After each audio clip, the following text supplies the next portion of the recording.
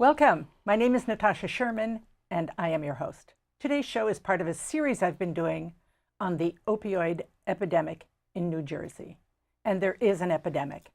And my guest today is Mariel Hufnagel. She is the executive director of Ammon Foundation, and we'll talk more about that. But I want to tell you a little bit about Mariel. Mariel battled with alcohol and drug addiction, bipolar disorder, and bulimia nervosa for all her teenage years. She is formerly incarcerated, a convicted felon, formerly homeless, and a sex trafficking survivor. She entered recovery in May of 2007 and has maintained abstinence-based recovery since then. Since 2012, in an effort to bring a face and a voice to recovery, as well as demand the civil rights of those who suffer, those who have lost their battle, and those in recovery, Mariel has immersed herself wholeheartedly in mental health, addiction, and criminal justice reform work. Welcome. So, it's really quite astonishing. You've lived, you're not that old, and you've packed a lot in there. Sure. And some of it not so good, but here you are. Surviving, thriving, kind of the poster child for the possibility of recovery, really. So I'd like to talk a little bit about your history. We don't have to get into the nitty-gritties, but I think it's so important because I've interviewed people on different aspects of addiction, and what's clear is there's no easy answer, there's no easy solution, there's no one-size-fits-all, but I think the more we talk about it, the more people have the opportunity to possibly find themselves in somebody's story and give them hope. Sure. So, as a teenager, you were going through a lot. How did you become addicted, and what did you become addicted to? Sure. So I don't have like one tremendous catalyst to tell you about, which I know is many people's stories. For me, I believe that I was in pain at a young age. Emotional pain. Which living forwards and understanding backwards, Yes. I have to believe that that had something to do with a chemical imbalance because I come from a home full of love. I don't have any circumstances that are, illustrative of traumatic, painful abuse, neglect. That's not my experience. My experience, however, is from a young age, there was just always something kind of wrong. And alcohol and drugs were a method of self-medication. Same thing with an eating disorder. And way before that were things like temper tantrums and misbehavior and stealing. So again, living forwards and understanding backwards. Yeah. For me, it becomes very clear that I was self-medicating from a young age to try to feel okay. And I think that's human. I think we all are just trying to feel okay. Yes. Oh my God. Crazy, yes. tragic, weird, fabulous, beautiful world. Yes. In this incarnation as a human being, right. And, I don't know if you're familiar with Gabor Mate. So one of the things, he wrote this book in the realm of hungry ghosts or something like that. Now, I haven't read the book, but he talks about it is, he talks about drugs and substance abuse or any kind of addiction, kind of putting a, blanketing over some pain. Sure. And he thinks it, basically all addictions kind of come from that. I think his description, though, is like these hungry ghosts with big bellies who never get enough, and they have these tiny throats, and they can't swallow a lot, and so they're always hungry. And I think part of it is the human condition, as you describe it. We're all hungry for something, and we're not all trained to look for or trained to deal with that, or even be okay with it and recognize it as just part of our humanity. And so we look outside of ourselves. Sure, absolutely. Yeah. I think innately as humans, part of the condition is that we're seekers. Yeah. I think that some people have a harder time finding what they're seeking Yeah. than Yeah. others. Yeah. And for those people, I believe it's much easier. And that, the lifelong debate of, does the chicken cross the road first? You know? Yes. Yeah. So I believe there had to have been some chemical imbalance, something that I felt this incessant need to medicate, to look for, to feel okay. Yeah. And for me, instead of finding that in choir or academia or athletics, for me, I found that in things like an active eating disorder and substance misuse. Right. So how long did that go on? So, I mean, the first time that I dabbled in alcohol and drug misuse was probably young. I consider young, probably 10, 11 years old. Mm-hmm. And then I entered recovery when I was 21. I wasn't, however, in full-fledged, full-blown active addiction, Right. you know, for all of those 11 years. Right. So, I mean, my substance misuse really crossed the line probably my senior year of high school when I was 17. Right. So I want to ask you a question because I think people find this hard to understand. You know, people who have no contact, direct contact, but I think we all have indirect contact. Sure. They're just not aware of it yet. Sure. So there are people who say, well, why did you start in the first place? Or it's your fault, or you could have blah, blah, blah. So when you're in full-blown addiction, what is your world like? Sure. So, and I think it is important to recognize, you know, when we have that debate about choice, absolutely is there a choice at some point? Right. Right? Yes. I think that's really important at some point. At some point. And I'm not a doctor, so I'm not going to really get into like the neurological aspect of it. Mm-hmm. But what I've come to understand is that alcohol and drug misuse changes your brain chemistry. And at the point, once you've crossed that line, whatever that line is, and I think it's also different for people based upon their history, their experiences, their traumas, their height, body type, weight, you know, all sorts of different aspects. Once that line is crossed, that choice is not really there. Right. And I like to liken it to you know, survival, right? Yes. And thinking about what's a regular human need that people have. So think about food and water, right? Mm-hmm. And so think about the length that you might be willing to go if you hadn't had food in 3 weeks, right? You might become willing to do some things. But you knew that there's some place that you could get it. Right. You might be willing to do some things to acquire food and beverage for your own survival. And my experience in full-blown active addiction is that my survival became contingent on accessing alcohol and drugs. I think that's such a key point, is that the experience is my survival depends on this. And you're not in choice anymore. You're just dealing with survival. Right. Yeah, and I think people need to know that. So then what was the impetus for you to stop? Was there any one thing or a series of things? Sure. So again, living forward, understanding backwards. Yes. It's very clear to me now that there was a series of circumstances, unfortunate or fortunate, however you could, you know, encapsulate it, that certainly led to me entering recovery. But ultimately, the bottom line at the end was that I got arrested and I got put into jail. Right. And that was kind of how that happened. That it was not a choice. Yes. It was, you know, a removal. Yes. From the ability to access alcohol and drugs. Right. And how long were you incarcerated? I think it was about 5 weeks that I was in jail. And then when you came out, were you ready to use again, or were you now had a plan? No, so I was thinking about using the whole time that I was in jail, which I also think is really important to kind of really clarify that it's not just a physical problem. It certainly is physical dependence an issue, but that really what's going on is emotional and mental, because that psychological dependence on drugs and alcohol is just as powerful, if not more powerful, than the physical dependence.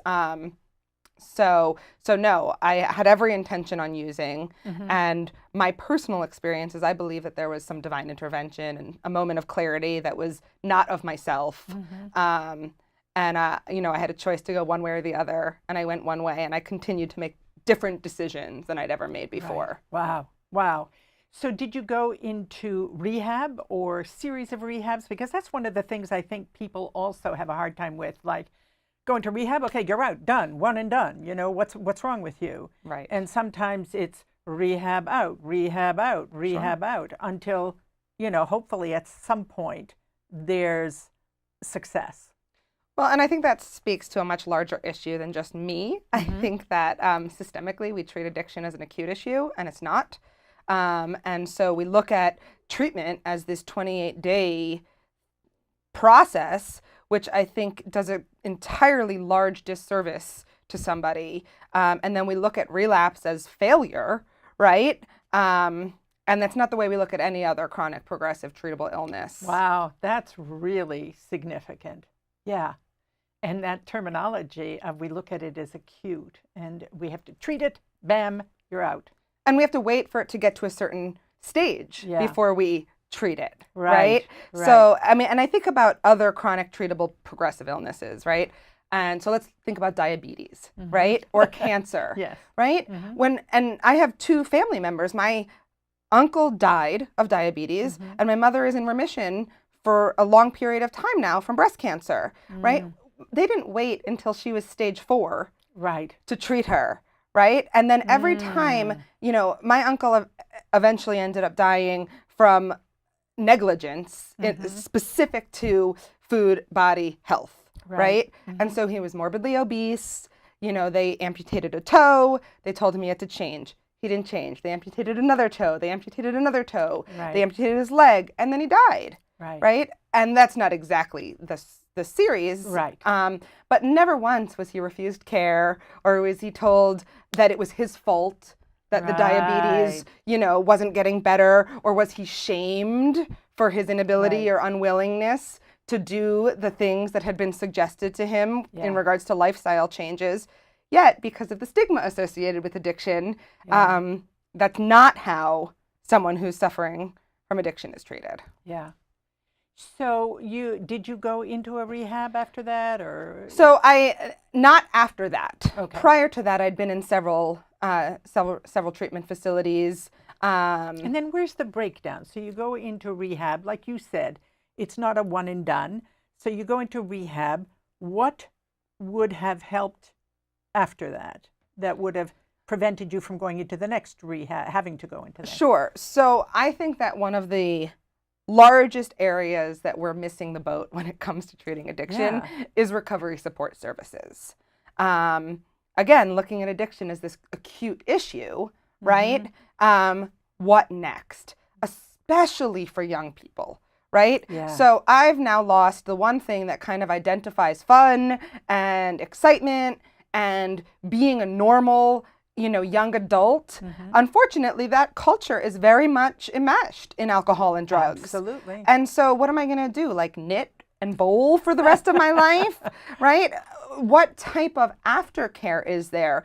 Do I have peers that are in recovery that are my age? Am I pursuing education? Do I have health care? Do I have a stable place to live? Do I have peer support? Do I have ongoing therapy? Do I have all of these different variables that kind of set someone up for success, opposed to kind of removing the alcohol and the drugs and then saying, go figure it out yourself? Right. Oftentimes returning right back to whatever environment I was in, with whatever those conditions were prior. Yes. Yeah. So what would you like to see happen? And now I know you're working for the Ammon Foundation. Correct. And their commitment is to provide educational support, like sending people to school. And so talk a little bit about that.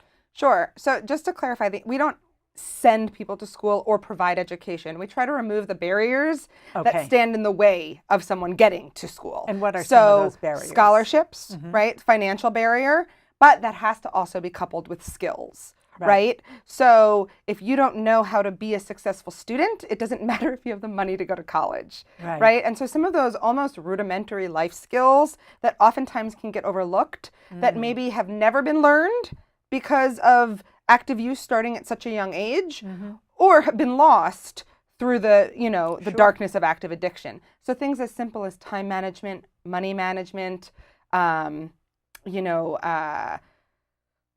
resume writing, self-care, how to study, these almost very rudimentary things that are not rudimentary for someone who's kind of learning how to live again. Yeah.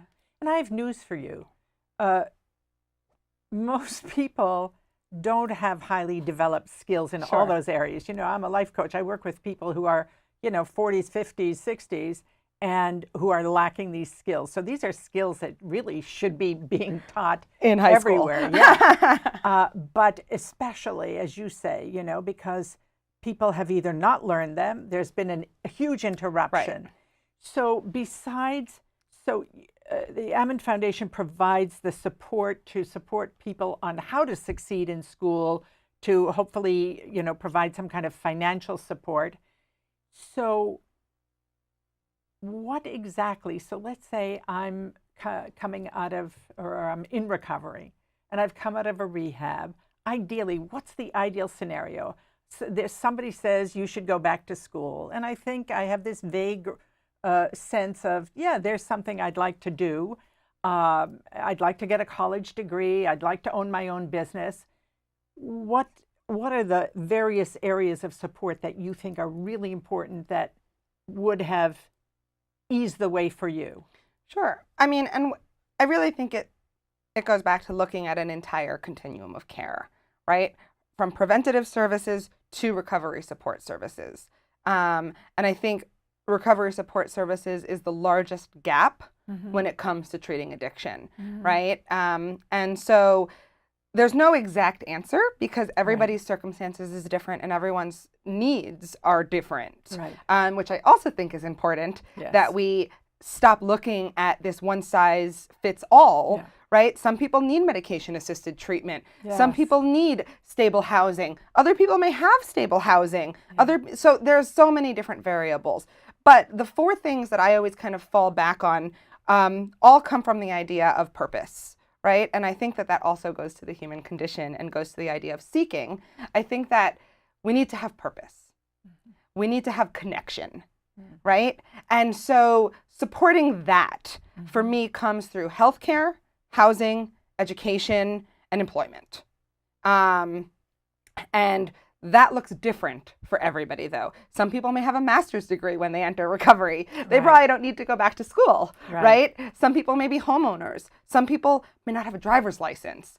Some people may not have been to the dentist in 3 years. I think those needs are very different, but I think it's about supporting somebody. If I'm in recovery and I feel purposeless and I feel like I don't have anything going on, I can't take care of myself, I'm broke, why would I not re-engage in use if living in recovery is not better than living when I was using? Yeah. And, this whole idea of purpose is really interesting because, sometimes people feel like they're failing. In my experience with some of my clients, people feel like they're failing because they don't feel like they've discovered their ultimate purpose, and certainly there are people who at a very young age, know that they want to be a physician or this or that. It doesn't happen for most people. And I think it's really being purposeful. So instead of finding the purpose, being purposeful and even setting yourself the goal of, okay, so right now my purpose is to get my GED and my day-to-day purpose is to manage my well-being and my studies. Absolutely. It doesn't have to be about the esoteric question of who am I and why am I here? I think purposeful is a great way to put it. Like, can I wake up and feel good about what I'm doing and who I am? And then those various support services tie into that. What do I need to feel good about me and who I am? Maybe it's therapy. Maybe it is finding a group of peers, right? Maybe it is going back to school or getting that driver's license that I've been terrified to take the test for 2 years, or maybe it's going back to a dentist. I mean, when I entered recovery, I hadn't been to a dentist in 3 years. And between my active bulimia and my active addiction, like I had holes in my gums. By the time I finally went, I needed intensive periodontal care for 2 years, Wow. right? And so like if my teeth are rotting out and I don't feel good about myself, that's a very large reason or very large catalyst for me to be like, well, screw this. Yes. You know, why am I going to continue? Yes. So, there are all these needs. Who then gets to provide them? So that's a big question. I think that the burden falls on all of our shoulders. And my hope is, I think that philanthropy plays a very large part in stemming the tides of addiction. I think if we look at other chronic, preventable, treatable illnesses, people have stood up and have donated millions and millions of dollars. So if I were a philanthropist with millions of dollars to give. I have a business card and you can call me. Yes, yes. So, where would you, it's like you want this central clearinghouse, of services where Right. somebody comes and says, hey, here's what I need, and you can point them in that direction. Right. Well, and I think that it also depends on the community you're in. There's no Yes. one quite answer. The needs in Camden, New Jersey are different than the needs in Point Pleasant, New Jersey, right? There are some that are the same, but Right. then the vast amount of them are very different, right? And so when I say philanthropy, I think that obviously state and federal funding and Right. local funding is important as well. But I think philanthropy is vital in battling this through donating to local agencies, donating to local foundations, donating to research. There's very little research in the scope of the brain, addiction, mental health, and specifically recovery. Yeah. And that's like also a catch-22 because you Yeah. want to put money towards something, but if you don't have quantifiable data that says this matters and this makes a Yes. difference. Yeah. So I think research is also very important in the long term for, how are we going to deal with opioid misuse for my children Yes. for, in 20 years, Yes. right? Yeah. And I think, as we've said over and over again, there's no easy solution, No. but there are many solutions. And you don't have to look for the perfect solution. You just have to engage somehow if you can. Right. Because this is so multi-pronged. And the fact is, there is an epidemic. And the fact is, we're not winning the battle right now. So, and it is affecting absolutely everybody, either peripherally or, 6 Sure. degrees of separation or directly. Sure. So we have a few minutes left. I want to ask you, is there anything along the way for you, and I know the answer is different for everybody, that anybody could have said or done or intervened in some way? So I think that's a hard question, specifically because of my personal beliefs, where I really believe that divinely my path was as it was supposed to be laid out, right? However, when I think about some of the things that perhaps could have been different, I do think about general knowledge and understanding. And why I'm so vocal specifically about my struggles as well as being in recovery is one of the things I know is very true is when I was 19 years old, I didn't know that people got well. I just was unaware that recovery was real. And Wow. without that connection, and not that I would have gotten better Right. younger, but it was so far off my radar that getting well was a possibility or an option that it wasn't something that I even thought about. Once the idea of recovery was introduced to me, it became more accessible.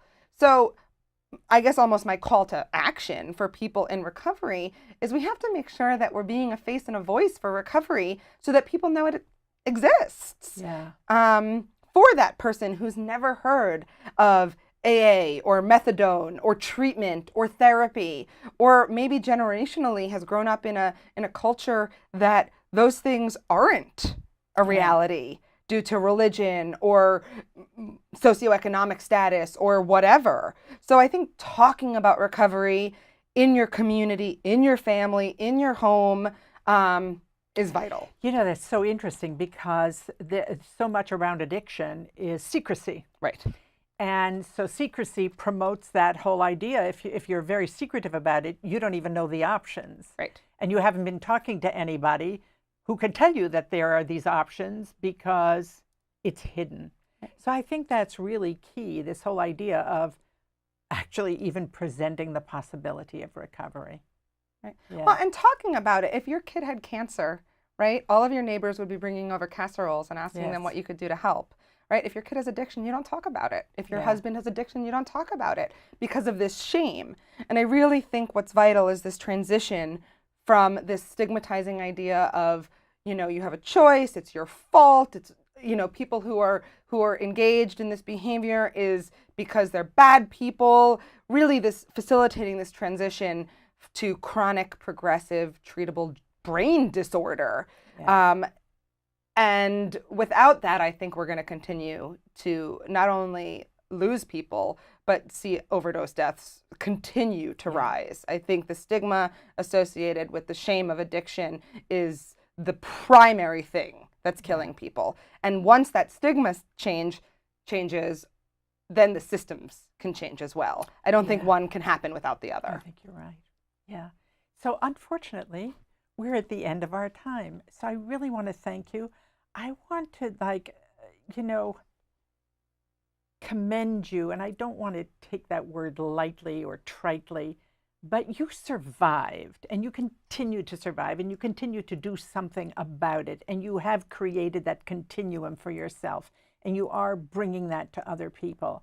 So thank you for doing that, and thank you for being my guest. Thank you for having me. My name is Natasha Sherman. Thank you for joining us.